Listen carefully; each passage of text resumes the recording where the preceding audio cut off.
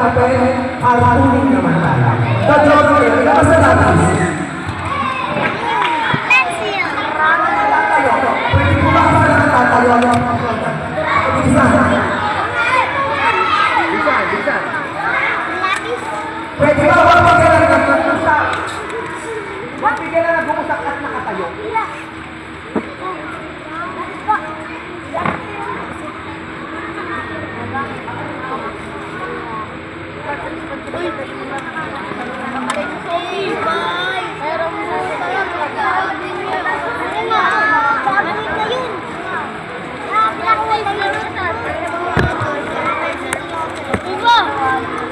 Sige, yung mapapapal na natin ibigay sa inyo, sulatan ko na na editorial cartooning.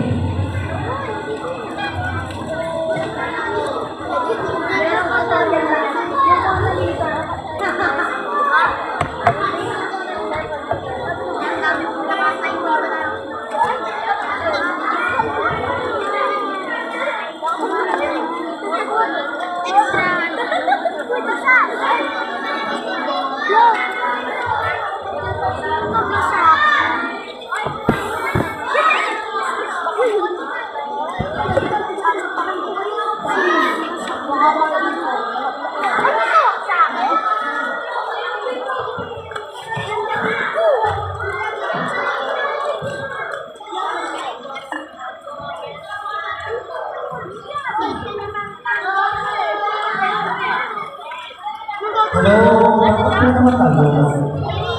Ate, princess ano? Kanina mga nakakapasok. Mauuwi lang na. Hindi ka na nakikinig. Nagbubulo ka pa.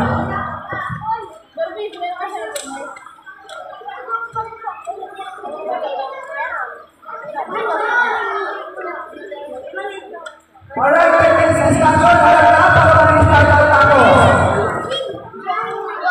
Muli ako ang nagpagsalita. Nakikinig na po!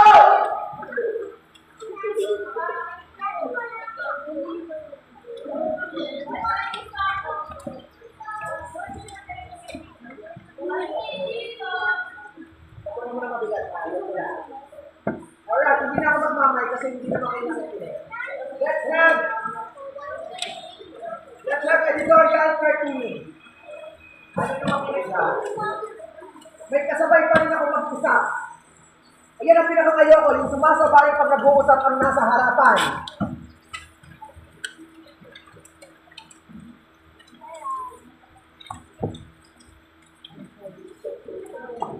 Mabilis lang to kasi on the spot ngayon, kayo mag-draw. Iwana, 20 minutes only. Ano ba yung kayo?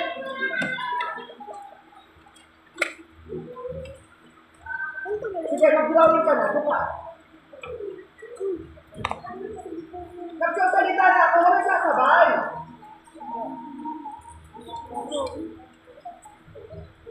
Sige, anong bawat editorial cartooning? Kung meron kayo editorial writing, meron kayong mga ideya o inilalaban or issue na nais-kuwanin. Pero gamit ang larawan or cartoon. Pag editorial cartooning, kakaunti lang ang salita. Isa, dalawa, tatlo. Ganun lang. Less word, more on picture. Mas marami tayong i-draw. Okay. Pag sinabi natin editorial cartooning, pag-tundot ba yan? Containing commentary expressing history kung ano yung side mo. Agree ka ba? Disagree ka ba? O hindi?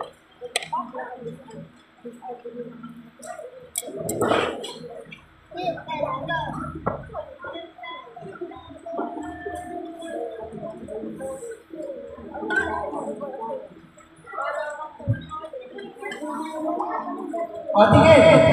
Sura mo. Ayan, matagin. Okay. Ngayon, dahil ang larawan, hindi ko sasabihin na dahil ito, pinakapihan mo, ito yung ayaw mo. Sige, pagdating sa editorial cartooning, pag pag-iisipin nyo, yung magpabasa. Pag nakita na yung picture na to, anong ibig sabihin? Get nyo? Pero sa paraan. Mamaya may example na. Editorial cartooning is a mass medium. Ibig sabihin, dapat lahat makikita yung drawing ninyo at makuunawahan. Next, caricature. Pag sinabing caricature, ito yung malaki yung ulo, maliit yung katawan, na drawing. Na mamaya makikita nyo. Ano po daw tawag doon sa malaki ng ulo pero maliit ng katawan? Caricature. Drawing yun, drawing.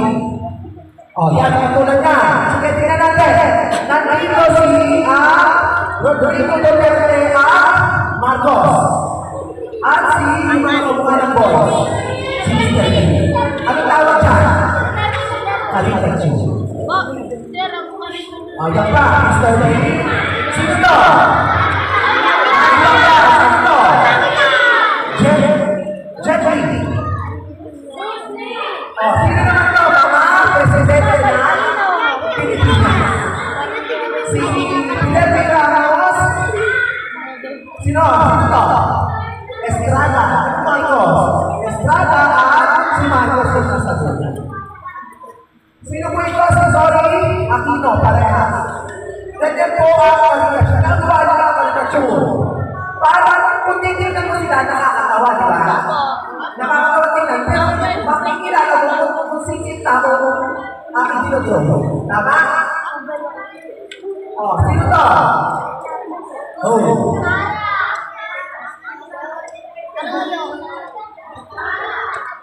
Baka sa kayo ng tawa, hindi naman ako nagpapatawa. Si Gloria Mapagal Arroyo. Ano po? Sino to? Sino po? Noy Aquino. Napapansin niyo po ito, may mga malaki. Ano po? Malaki. Hindi pa ako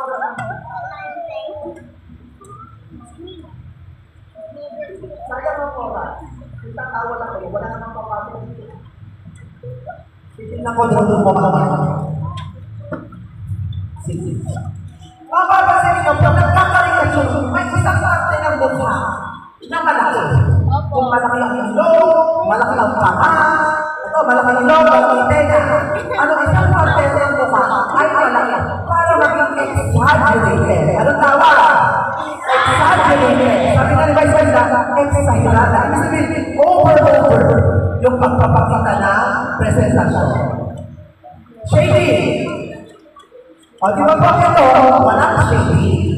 Yung isa, may shady. Ano ba ito na? Yung may shady. Ano po?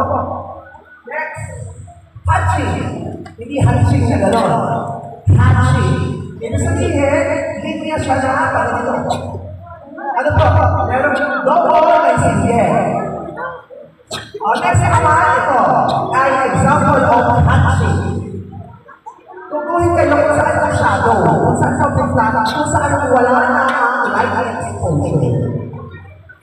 Next, meron tayo ng cross-hatching. Kung pakaliwa, babalik naman ng pakanan. Ang tawag doon ay cross-hatching.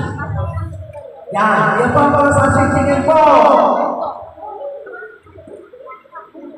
May kamao at may baka. Pero hindi pa yan, hindi ko yan example lang na ng cross-hatching. Scabbling. Gamit lang yung kung paano pagkakas yung mga linya, pinananan nakakabuo ng isang shadow. Scabbling na tawag. Ayan po, kita na ang mga illustration. Skipping. Ang tawag dyan ay point erasing. Anong ginagawa dyan? Tumutulong lang. Gumagawa lang ng point erasing. Skipping. Para may represent ang isang illustration. Ayan. Example of skipping. Itigan nyo na. Same erasing. Pabilog na pabilog hanggang makabuo ng shadow.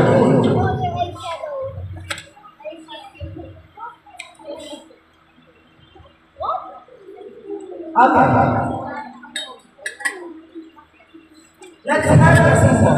Ngayon, pag nagtatrauma tayo ng editorial cartooning, Tatlo hanggang apat na simbolo lang. Ano po, mamaya, papakita ko ng simbolo. Pag sinabi ng simbolo, pag pinagsama-sama siya sa isang illustration, sa isang editorial cartoon, meron siyang ibig sabihin. Tandaan nyo, ilan ang pwede drawing? Tatlo hanggang apat. Pag nakuha nila yung gusto nyo iparating. Pag sinabi natin simbolo, ano ginamit mo? Gumamit ka ba ng sombrero? Gumamit ka ba ng bakal? Gumamit ka ba ng building? Pinagsama-sama mo. Mamaya, makikita natin. Okay, ginamit ng simbolo. Pag drawing tayo ay kalmate, pwede sabihin na malaya, democracy, payapa, o payapaan, peace. Ano po? So kung ang gusto niyo parating ay malaya na ang bansang Pilipinas, paano gagawin? O mamaya. Halimbawa, dahil ang kalayaan noong panahon ng Espanyol, halimbawa, walang kalayaan. Anong idadagdag kong simbolo dito sa Kalapate? Para ibig sabihin ay walang kalayaan. Anong itutulong ko sa Kalapate? Ibig sabihin ay wala na siyang kalayaan. Nakakulong. Di ba pwede kong ilagay ang Kalapate sa loob ng kulungan? Ilang simbolo na meron?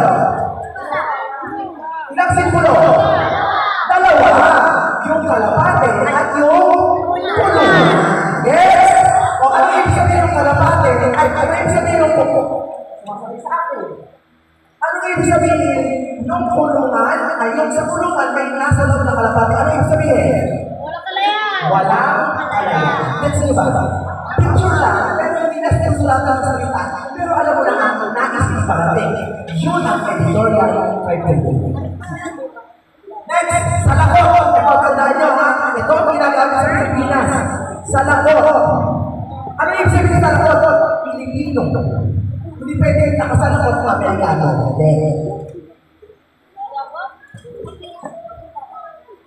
Next, gumagamit naman ng kadena. Ano yung sabihin ng kadena? Inaapi. Paningil ng kalayaan o inaalitin. Yun ang gamit ng kadena. Kamatayan. Ang alam na natin kung ano simbolo sa kamatayan. Kung hindi bumo, merong bumo na may rope na itim at may karet. Tama mo ba? Kamatayan na ibig sabihin no?